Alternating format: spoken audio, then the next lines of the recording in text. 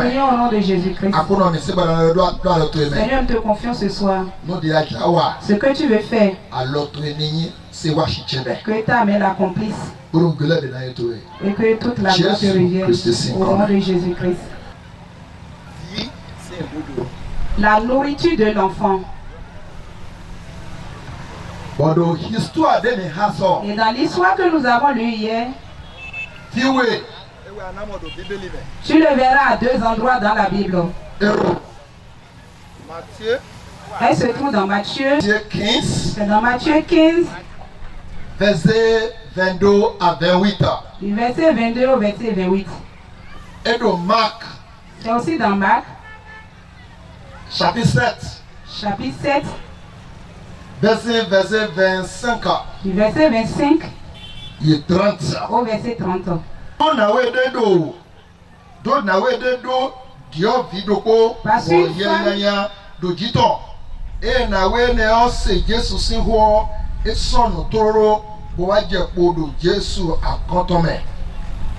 une femme dont la fille était possédée d'un esprit impur entendit parler de Jésus et vint se jeter à ses pieds.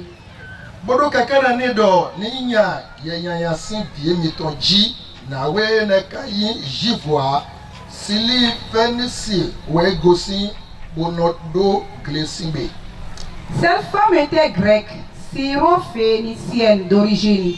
Elle le pria de chasser le démon hors de sa fille. Jésus lui dit: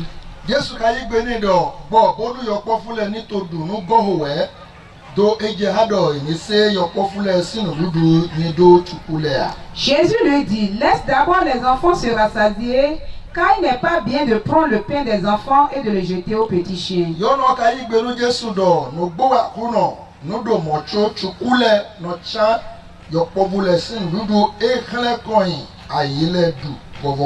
Oui, Seigneur, lui répondit-elle, mais les petits chiens sous la table mangent les miettes des enfants.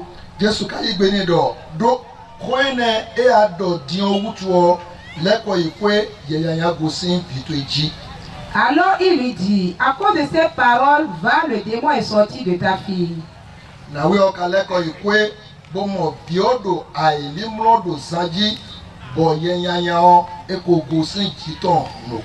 Et quand elle rentra dans sa maison, elle trouva l'enfant couché sur le lit, le démon étant sorti.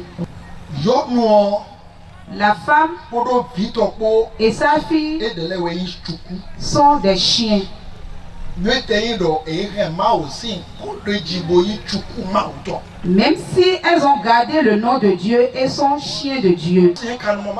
Quelqu'un peut être esclave de Dieu. Quelqu'un d'autre peut être chien de Dieu. Tu peux aussi être enfant de Dieu. Tu peux être le porc, le cochon de Dieu. Tout ce qui est dans ce monde appartient à Dieu. C'est pourquoi Jésus a dit d'aller annoncer la parole à toutes les créatures. Mais c'est de cette créature que Dieu va faire sortir ses enfants. Ceux-là qui n'ont pas reçu Jésus ne se sont pas repentis pour rentrer dans le Christ. Je ne vais pas te tromper. Tu es un homme parmi les hommes et devant les hommes. Mais devant Dieu, tu n'es qu'un chien. La femme a dit: la grâce qui est sur toi, Christ, pardon, donne-le-moi pour qu'elle puisse guérir ma fille et chasser le démon d'elle. Mais cette femme avait une foi. Mais si je ne suis pas enfant et je ne veux même pas être enfant, mais guéris ma fille, chasse le démon d'elle. La maladie peut revenir après. Le démon aussi peut revenir après. Mais je ne veux pas être enfant. Fais ceci. Jésus lui a dit: que ça te soit ainsi, tel que tu l'as voulu. Va à la maison. La maladie de ta fille est guérie. Réellement, son enfant se portait bien quand elle est partie à la maison. Jésus a fait un miracle pour sa vie. Mais ça n'a pas changé son nom. C'est pas ça qui a fait d'un enfant, mais elle continue d'être chien malgré ce miracle. Sa place n'a pas changé. Parce que le chien a sa place à la maison. L'esclave aussi a sa place à la maison. Et l'enfant de même a sa place à la maison. Mais c'est l'enfant qui s'asseye avec son père à la table pour manger. Je veux étudier cet enfant ce soir. Si tu es déjà enfant, tu le sauras. Si tu ne l'es pas encore, comment on devient enfant de Dieu? Je demande l'aide du Saint-Esprit qui t'aide. Le Saint-Esprit a dit, si le chien met bas, il sera chien. Si le porc met bas, il sera aussi cochon. Si le chat accouche, il sera aussi un chat. Si l'éléphant met bas, son enfant aussi sera éléphant. Mais si c'est Dieu qui m'a enfanté, c'est Dieu que je suis alors sur cette terre. Si l'éléphant veut me battre,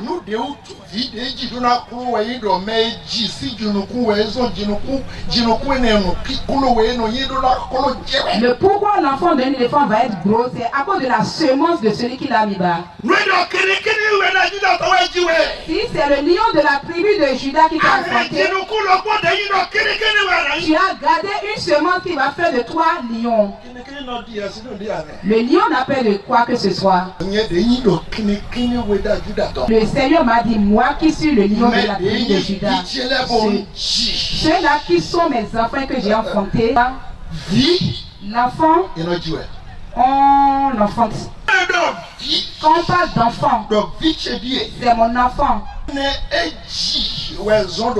C'est parce que cette personne l'a enfanté qu'il est son enfant. Si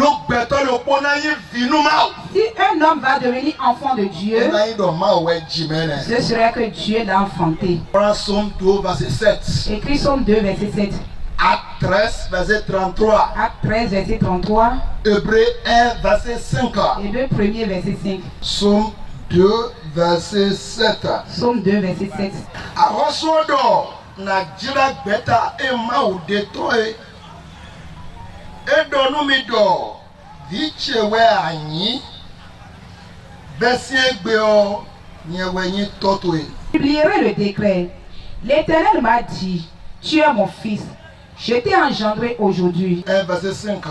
Si tu regardes Hébreux 1 verset 5. Doma odonu wesagutole de gbededo vichewe anyi bo egbeo unjiwea. Kado do wesagunde u gbededo na nyi toni bo enanyi vinumia. Car aucun des uns Dieu a-t-il jamais dit, tu es mon fils, je t'ai engendré aujourd'hui, et encore je serai pour lui un père et il sera pour moi un fils. Verset 33. 13 verset 33. Ede apaene onumi viye tole wenwe fon Jesu sinku le ko won do de awe maome do tato we go me gbon doji wiwe yin viche besi egbe o ni to to. Dieu l'a accompli pour nous, leurs enfants, en ressuscitant Jésus selon ce qui est écrit dans le psaume 2e. Tu es mon fils, je t'ai engendré aujourd'hui.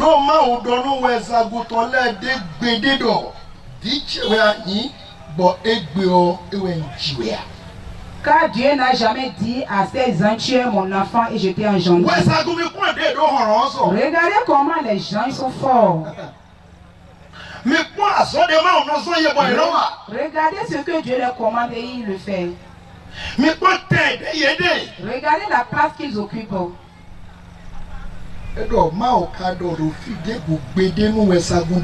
Mais Dieu n'a jamais dit à nulle part pour un ange que tu es mon fils. C'est aujourd'hui que je t'ai engendré. Ce qui signifie que quand Jésus a déclaré Jésus,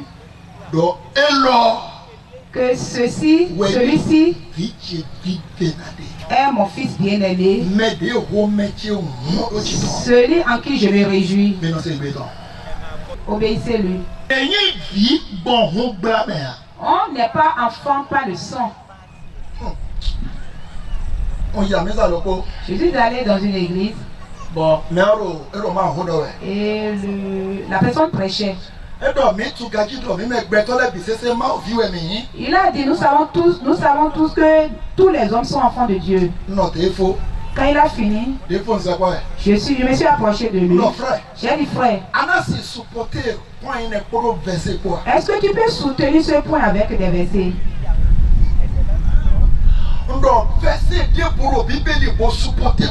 J'ai dit, il n'y a aucun verset dans la Bible qui a soutenu ce point.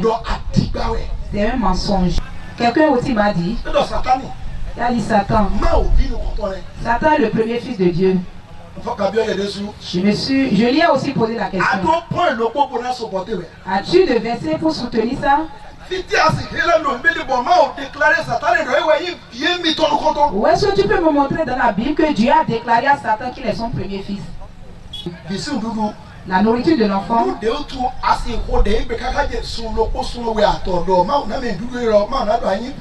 Le pourquoi tu peux prier pendant 3 mois, Dieu donne-moi cette nourriture, ne te le donnera jamais. Seigneur, donne-moi. Un jour, j'ai vu des choses dont mes aînés ont hérité chez Dieu. J'ai lu ça dans la Bible.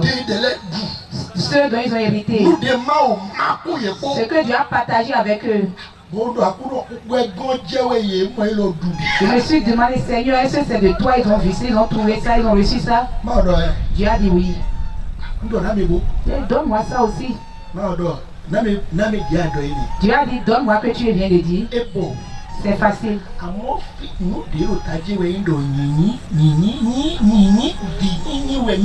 Mais l'essentiel, c'est d'être enfant de Dieu. Si tu n'es pas enfant, ce que tu as vu qu'ils ont bénéficié, ça va te plaire. Tu vas jeûner, tu vas prier, tu vas courir. Je ne vais pas te le donner. Parce que tu n'es pas enfant. Ils n'ont pas été enfants par le sang. Quand ta maman t'a accouché, c'est le tu as vu que c'est du sang. Toi-même qui es là, le sang.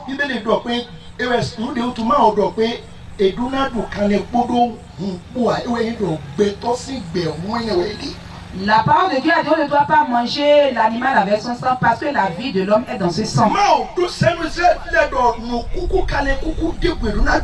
Dieu a refusé aux Israélites de manger des animaux déjà morts. Parce que son sang est là. Et tu ne dois pas manger avec la chair et le sang. Parce que la vie de cet animal est dans son sang. Quand mon père et ma mère se sont couchés, ce qu'il a mis dans ma mère, c'est le sang. Amen.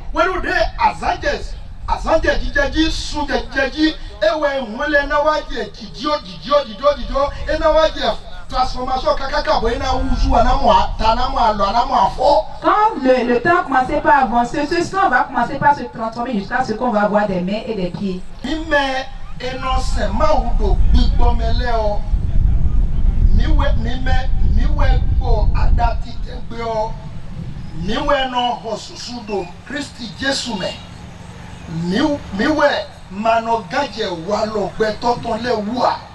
Car les circoncis, c'est nous, qui rendons à Dieu notre culte par l'Esprit de Dieu, qui nous glorifions en Jésus-Christ et qui ne mettons point notre confiance en la chair. La circoncision dans l'ancienne alliance, c'est une chose parmi les choses que Dieu a dit que quelqu'un va faire pour devenir son enfant. Mais ça n'a pas pu les amener à être enfants de Dieu. Parce qu'on ne devient pas enfant de Dieu par la volonté d'homme. On ne devient pas enfant de Dieu par la volonté d'homme. Nous qui sommes circoncis spirituellement, c'est nous qui rendons grâce en Jésus-Christ. Nous ne nous adosons pas à la volonté de la chair.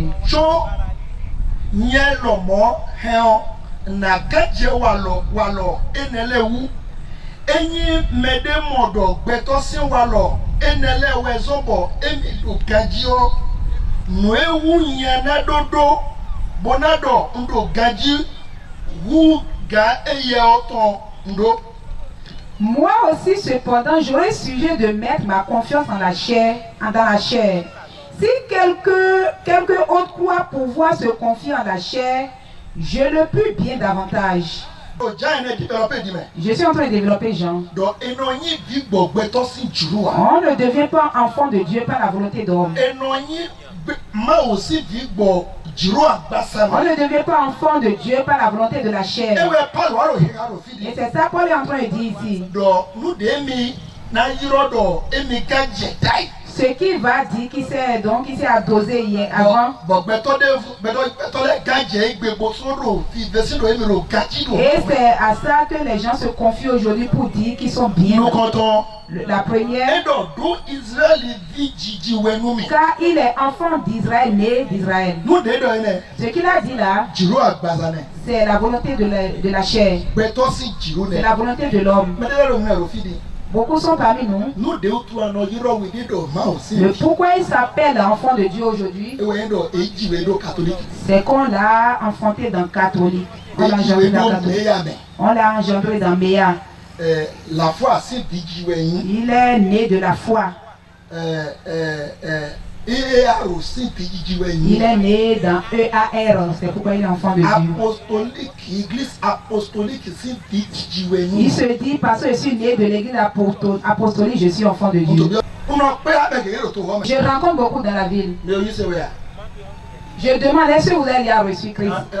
Il va dire oui. Réellement? Je suis catholique. Il va te dire je suis catholique. Ça, quel lien? Il y a quel lien?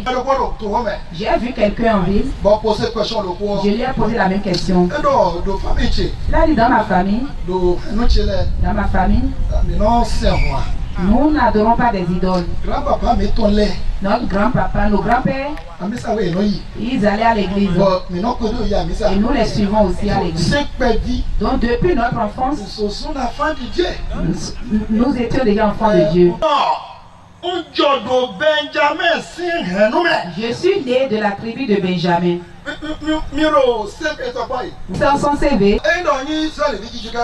il a dit je ne suis pas seulement enfant d'Israël. Une autre chose, c'est que je suis de la famille de Benjamin. Je suis de la famille de Benjamin. Il y a beaucoup qui sont ici. Mon pasteur. Mon pasteur est un papa, ou bien mon papa est un pasteur.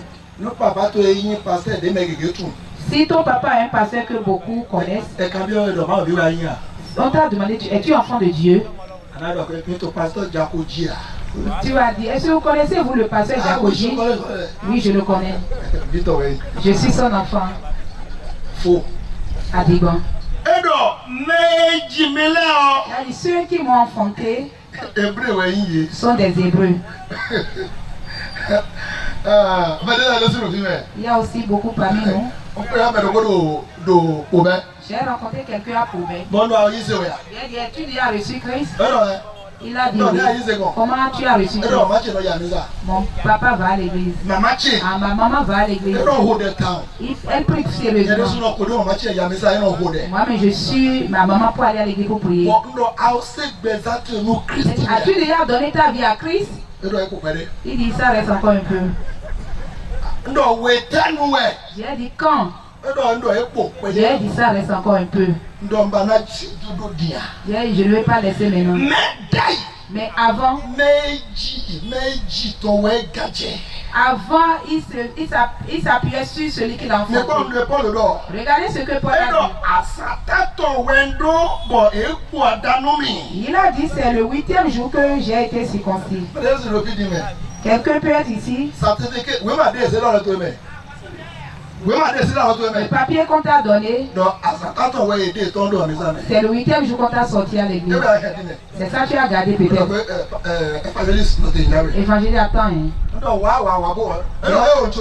Viens, alors je viens. Quand il est parti dans la chambre, vous voyez sur quoi il s'appuie? Vous voyez sur quoi il s'appuie? L'habitude, le caractère des humains. Les bienfaits ou bien les bonnes œuvres d'un homme. C'est ça, il pense qu'il est bon devant je fais Sarah. Je donne, je fais le rôle. Je perds le loyer ou bien la conclusion de 50 orphelins. Je partage les sacs de haricots. Je partage mon gari. Si ça va dépendre de la loi, je serai irrépréhensible. J'ai un bon cœur avec ceux qui m'entourent. Je ne pense pas le mal de quelqu'un. Je rencontre certains dans la vie. Il y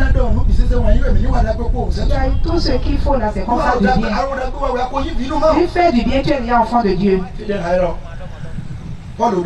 Là où nous avons lu, Paul a dit mon CV, un parmi les choses en quoi je me confie. On ne me reprochait rien, on ne trouvait rien à me reprocher. Je suis correctement la loi. La Bible a dit c'est pas la volonté d'homme qui fait de soi enfant de Dieu. C'est pas ça. Avant, ces choses étaient des gains. Mais maintenant, je les regarde comme perte à cause de Christ. C'est pas seulement ces choses que je regarde comme perte.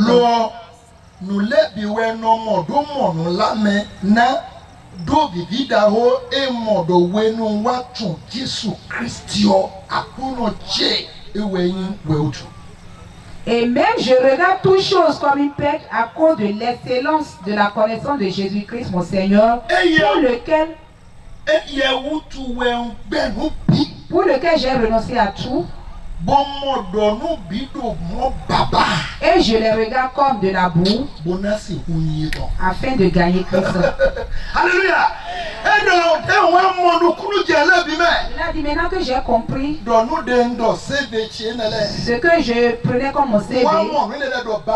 Je regarde ces choses maintenant comme de la boue. Je regarde ces choses maintenant comme une perte pour être à Christ. C'est pas ces choses. C'est pas ces choses. Pour que je sois son enfant, ces choses sur quoi je m'appuyais et je les citais et je me réjouissais et je suis lesquels je m'appuyais. Verset 9. Et d'être trouvé en lui. Non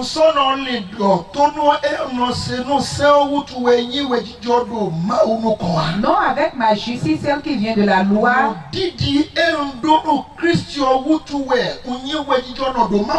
Mais avec celle qui s'obtient par la foi en Christ. La